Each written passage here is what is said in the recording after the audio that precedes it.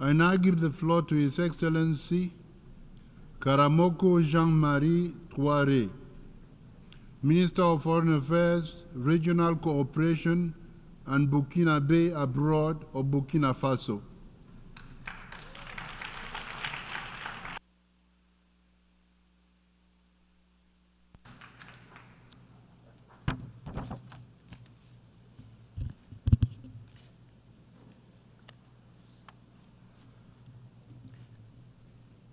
Monsieur le Président, Mr. President, Secretary General of the United Nations, distinguished delegates, I have the great privilege and the honor of conveying to you, on behalf of His Excellency Captain Ibrahim Traore, President of Burkina Faso, Head of State, the brotherly and friendly greetings of the valiant people of Burkina Faso, a people who, in the face of adversity, namely the heinous acts of aggressors and enemies of peace, machinations and interference in its many forms, a people that, in spite of all of the above, have developed a resilience to continue its glorious journey towards inclusive social and economic development. I'm also delighted to bring to you, on behalf of the people and government of Burkina Faso, my warm congratulations, Mr. President, on your brilliant election to steer this 79th session of the General Assembly. I also wish to convey the congratulations of my delegation to Mr. Denis Francis, your predecessor, for the achievements garnered over the course of his mandate in an international context marked by deep division. Secretary General, Burkina Faso quite rightly appreciates the work done by the UN system and its partners under your leadership, work that they continue to do on the ground to support my government's efforts. In this connection, indeed, my country is delighted at the choice of the theme for the 79th session of the General Assembly, which calls us to action. It is leaving no one behind, acting together for the advancement of peace, sustainable development, and human dignity for present and future generations. How evocative that title is. By referring to that theme, allow me first of all, to convey to you the aspirations of all strata of Sahelian society in general and the aspirations of Burkina Faso's people in particular. One account reads as follows: I am a peasant from Burkina Faso. I look to protect traditions and customs. I passionately farm my land that's been bequeathed to me by ancestors to feed my family and guarantee their well-being. I want to live free, proud, and in dignity. Another account reads: I am a woman, a mother, a dignified descendant of the Yenega Gwimbi Ouattara princesses. Like other brave Sahelian women, I have an unparalleled strength of character. I would give my life to guarantee that my children, my brothers and sisters, and my compatriots can survive and thrive in a society of peace and love. I wish to live free, proud, and in dignity.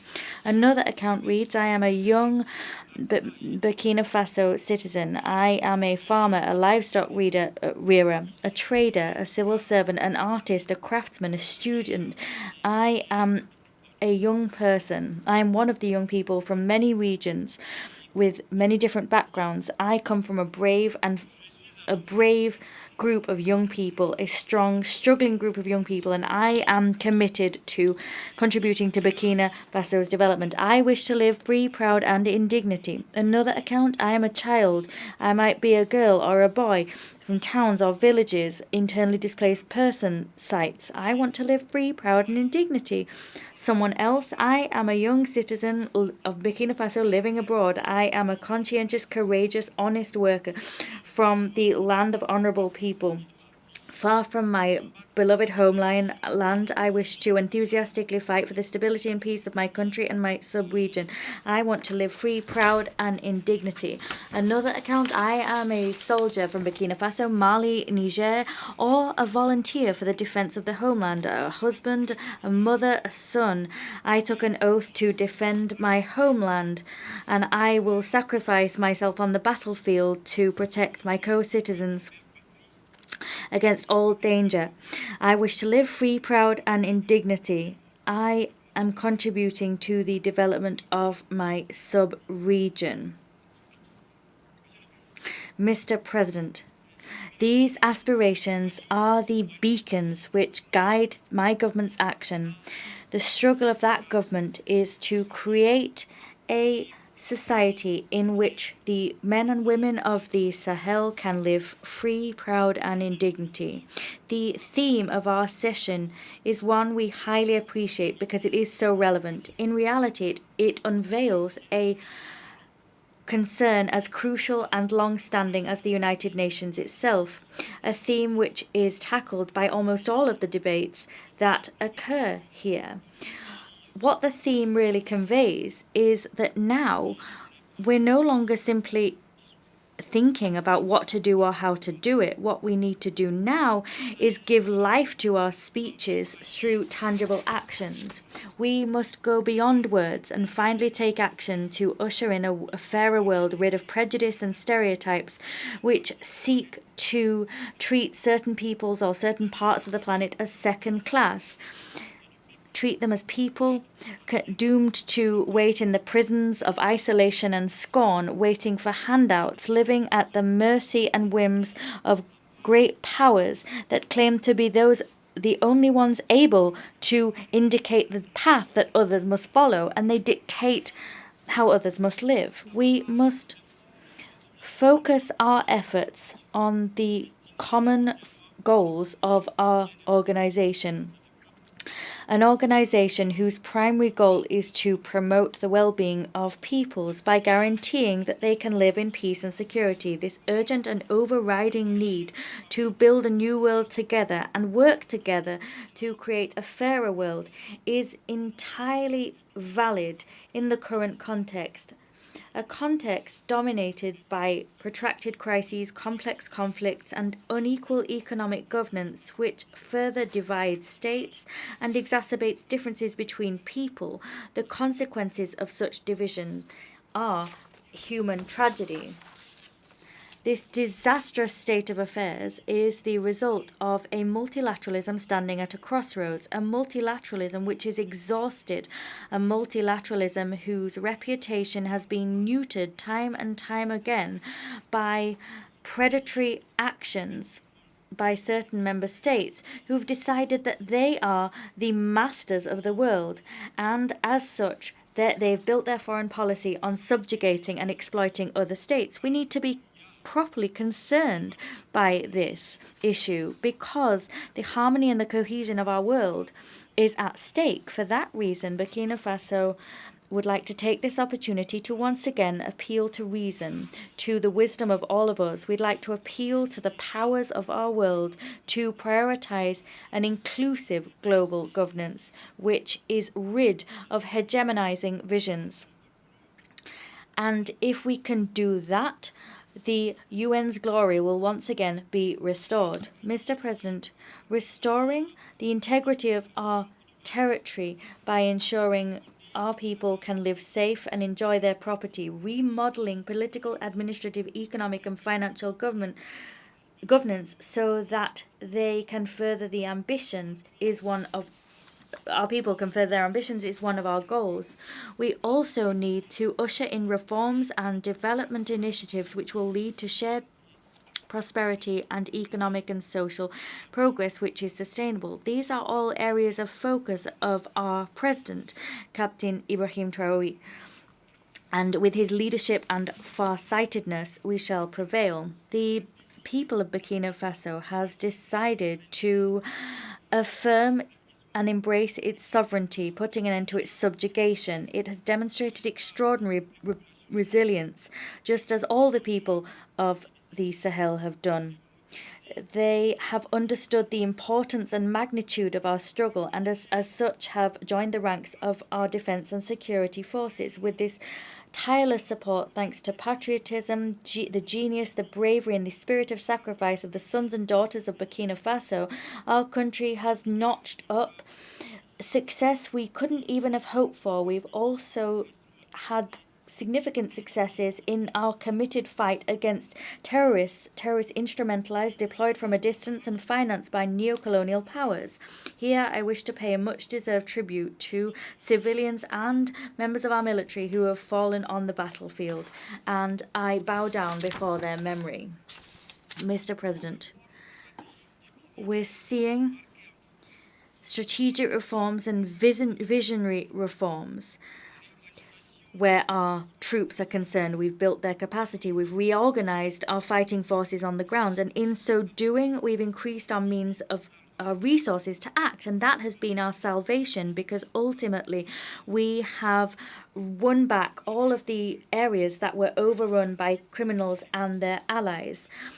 Turning now to statistics, almost 70% of our territory is now under state control. That compares to 40% in 2022. That turning tide has allowed displaced persons to return. Schools have been able to reopen in less than 2 years. Our taking back of our territory has allowed more than 700,000 people to return to their villages. That action has allowed almost 1,500 schools to reopen their doors, offering the opportunity to so many pupils to return to school and continue their studies. They've long yearned for that time to come. These results compel admiration and spark great hope. They've been made possible by the endeavours of our defence and security forces, by the patriotic commitment of our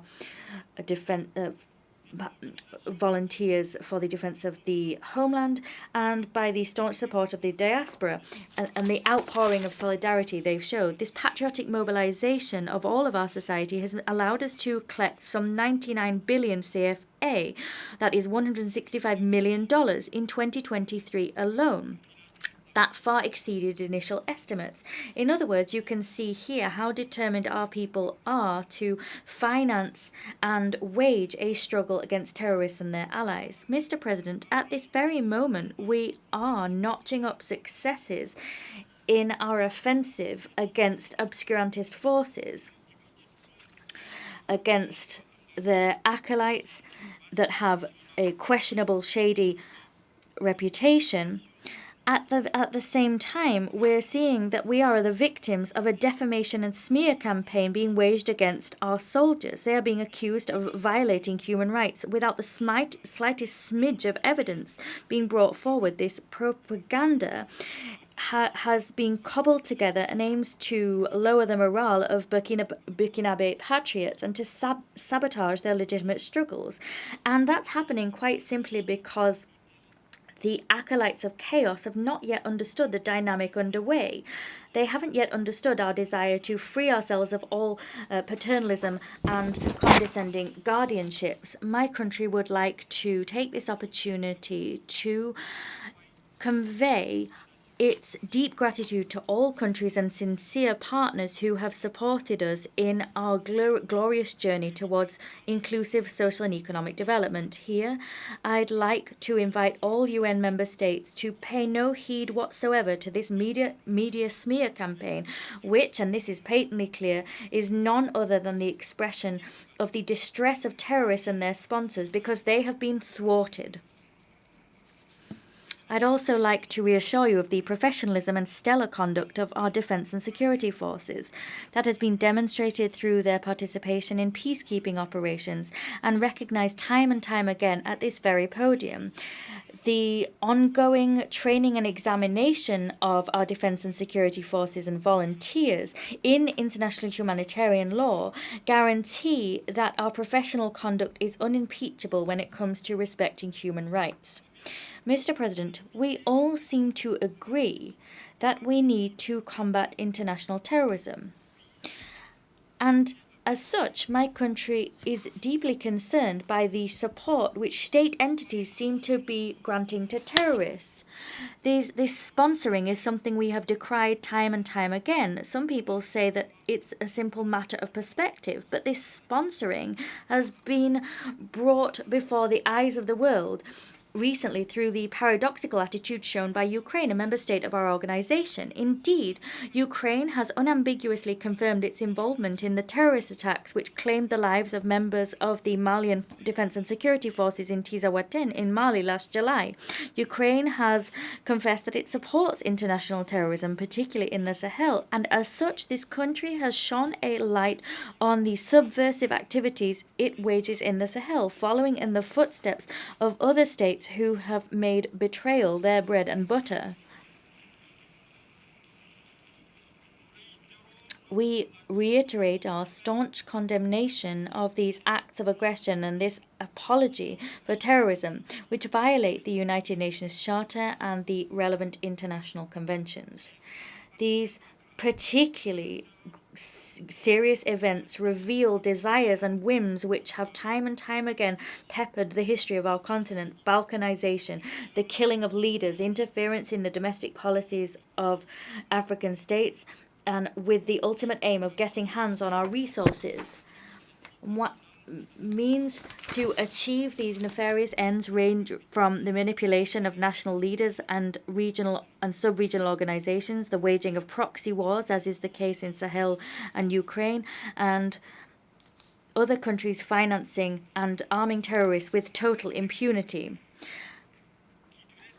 I am vindicated in this interpretation by the worrying proliferation of military bases in our sub-region, and this interpretation also explains how it is that criminal gangs are coming into possession of sophisticated weapons.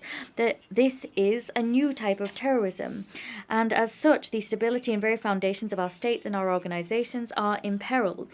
So we need to take resolute action. Turning now to the Ukrainian aggression, and in light of it, the countries of the Confederation of Sahel States already referred this matter to the Security Council. We did so on the 20th of August, and we await an unequivocal response. Mr. President, there is a need to ensure security in Sahel. As such, Burkina Faso, Mali, and Niger took the sovereign decision on the 16th of September 2023 through the Lipto-Gourma Charter to create the Alliance of Sahel States. This is a military alliance. It is a military alliance for collective defense and mutual assistance to combat terrorism and organized crime across our territory. To also appropriately address the complex challenges of development, the countries of the Alliance of Sahel States, the AES, have decided to extend their cooperation to other key areas. It was with this in mind that in Niamey in Niger, on the 6th of July 2024, we held the first summit of the heads of state of the AES. Following this historic summit, Their Excellencies Captain Ibrahim Traore, President of Burkina Faso, Colonel Assimi Goïta, President of the Transition, Head of State of Mali, and Brigadier General Abdourahmane Tiani, President of the National Council for the Protection of the Fatherland, Head of State and Head of State of Niger, adopted the treaty creating the Confederation of Sahel States, the aforementioned AES. The enthusiasm sparked by the creation of the AES can be explained by the fact that sub-regional institutions and mechanisms have proven unable to respond to the legitimate security concerns harbored by our people. The creation of this organization will be our salvation, and its primary aim is to protect the people of the Sahel, who've already been dealt such a heavy blow by the security and humanitarian crises. Deadly measures have already been taken by others to exacerbate their suffering in this regard, and that's why they place such hope in the AES. This session calls upon us to leave no one behind, and nevertheless, the international arena, alas, remains marked by increasingly rife tensions which seriously threaten peace and security, and the UN is standing impotently by. We've always called for diplomacy to prevail in order to peacefully resolve disputes. We remain convinced that by ensuring that the spirit of the UN Charter prevails, we will manage to extinguish the flames of tension wherever they occur and however fervently they may burn in Africa, Europe, Middle East, Asia, or America. With this in mind, in the vein of the United Nations Charter, Burkina Faso reiterates its support for the political process underway in Western Sahara, led under the aegis of the UN Secretary-General with a view to reaching a mutually acceptable and negotiated solution as recommended by the relevant resolutions of the Security Council. In the Middle East, Burkina Faso reaffirms its solidarity with the Palestinian people that are in the midst of an unprecedented tragedy. The two-state solution, having Israel and Palestine living side by side with good neighborly relations, remains the only objective alternative that Burkina Faso continues to support. We accept Palestine as a member state of this organization, and that stance is a natural continuation of our beliefs. There is unspeakable suffering being visited upon the most vulnerable peoples by unilateral coercive measures which are imposed by states. These must be forbidden if we wish to give real meaning to and achieve the goals of this current session. Consequently, we call for the immediate lifting of economic, commercial, and financial sanctions imposed upon certain states. The only thing these states have done wrong is seek freedom for their peoples. That's the case of Cuba. It's also the case for the Bolivarian Republic of Venezuela, Nicaragua, Iran, and many other countries. Turning to development issues, Burkina Faso wishes to recall that however worthy they may be, development initiatives taken here by the United Nations will have no chance of succeeding if everyone does not get involved and show good faith. In terms of our organization's reform, it is time for the African continent to fully participate in the UN Security Council in accordance with the African position reflected in the consensus agreements that produce that position. Giving Africa its rightful place would cement the universal nature of the UN and repair the historic injustice which continues to be done to Africa. Mr. President, to conclude, I wish to make it clear that Burkina Faso has deep faith in the UN. However, this organization must take action with full respect for the sovereignty of member states, for their strategic choices and their fundamental interests. In the Sahel, we're seeing renewal and hope burn bright, and that has been born of the AES Confederation. We remain convinced that this new sub-regional community, which is not taking aim at any country or any people, can contribute, working together with sincere partners to move forward without any hypocrisy and fight against terrorism and insecurity in the Sahel. May God bless Burkina Faso. May God bless the AES Confederation. May God bless Africa. Fatherland or death, we will prevail.